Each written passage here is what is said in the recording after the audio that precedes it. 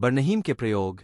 हिप्पोलाइट बर्नहीम 20वीं सदी की शुरुआत में फ्रांस के नैन्सी में प्रोफेसर ऑफ मेडिसिन थे।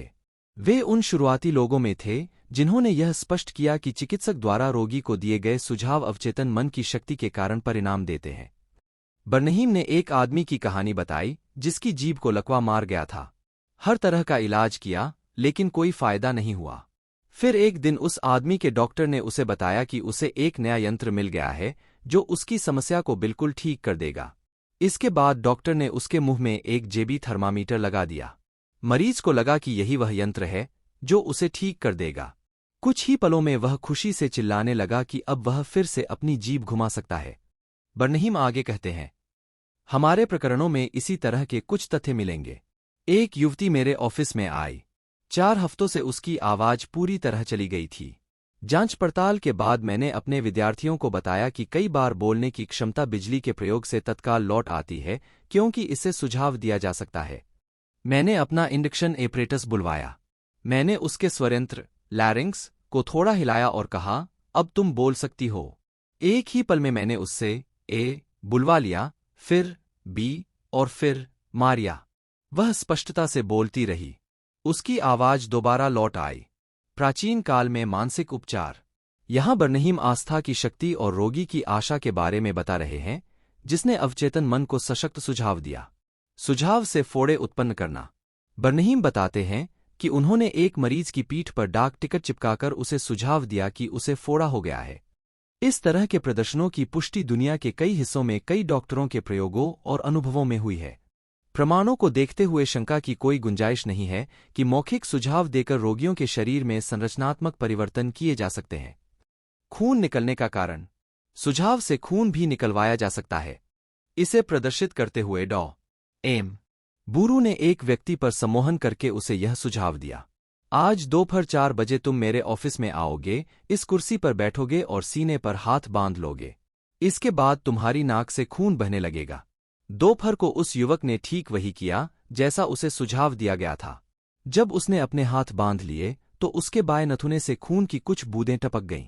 एक और मौके पर बूरू ने एक रोगी को सम्मोहित करके उसका नाम उसकी बाह पर एक औजार की भोंथरी नोक से लिख दिया। फिर बूरू ने कहा, आज दोपहर 4 बजे तुम सो जाओगे।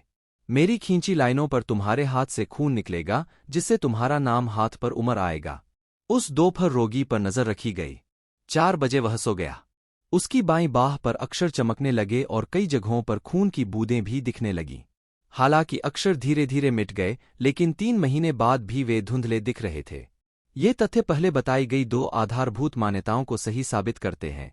अवचेतन मन हमेशा सुझाव की शक्ति का पालन करता है और शरीर के कार्यों, अनुभूतियों और स्थितियों पर पूरा नियंत्रण करता है। पूर्व में बताए गए सभी उदाहरण बताते हैं कि नाटकीय तरीके से दिए गए सुझाव बहुत असामान्य स्थितियों को प्रेरित कर सकते हैं। ये इस बात का सबूत है कि व्यक्ति अपने दिल, अवचेतन मन में जैसा सोचता है वह वैसा ही बन जाता है। याद रखने लायक विचार। एक, खुद को बार बार याद दिलाए कि उपचारक शक्ति आपके अवचेतन मन में है।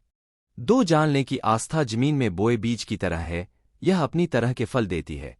अपने मन में विचार का बीज बोलें, इसे उम्मीद का पानी और खाद दें, यह वास्तविकता में बदल जाएगा। 3, किसी पुस्तक, नए आविष्कार या नाटक का विचार आपके मस्तिष्क में हकीकत है। इसीलिए आप इस बात पर यकीन कर सकते हैं कि यह इस समय आपके पास है। अपने विचार, योजना या आविष्कार की वास्तविकता पर यकीन करें। जब आप ऐसा करेंगे तो यह प्रकट हो जाएगा। 4, किसी और के लिए प्रार्थना करते समय यह जान लें कि पूर्णता, सुंदरता और आदर्श का आपका आंतरिक ज्ञान किसी दूसरे के अवचेतन मन के नकारात्मक स्वरूप को बदल सकता है तथा अद्भुत परिणाम दे सकता है। 5, आप विभिन्न धर्मस्थलों पर जिन चमत्कारी उपचारों के बारे में सुनते हैं वे कल्पनाशक्ति और अंधी आस्था के कारण होते हैं जो अवचेतन मन पर कार्य करके उपचारक शक्ति को मुक्त करती हैं। 6, सारे रोग मस्तिष्क में पैदा होते हैं। कोई भी चीज शरीर पर तब तक प्रकट नहीं होती है जब तक कि उसके अनुरूप मानसिक संरचना न हो। 7, सम्मोहन के सुझाव से लगभग हर रोग के लक्षण उत्पन्न किए जा सकते हैं। इससे पता चलता है कि आपके विचार कितने शक्तिशाली हैं। 8, उपचार की सिर्फ एक ही प्रक्रिया है और वह है आस्था। सिर्फ एक ही उपचारक शक्ति है और वह है आपका अवचेतन मन।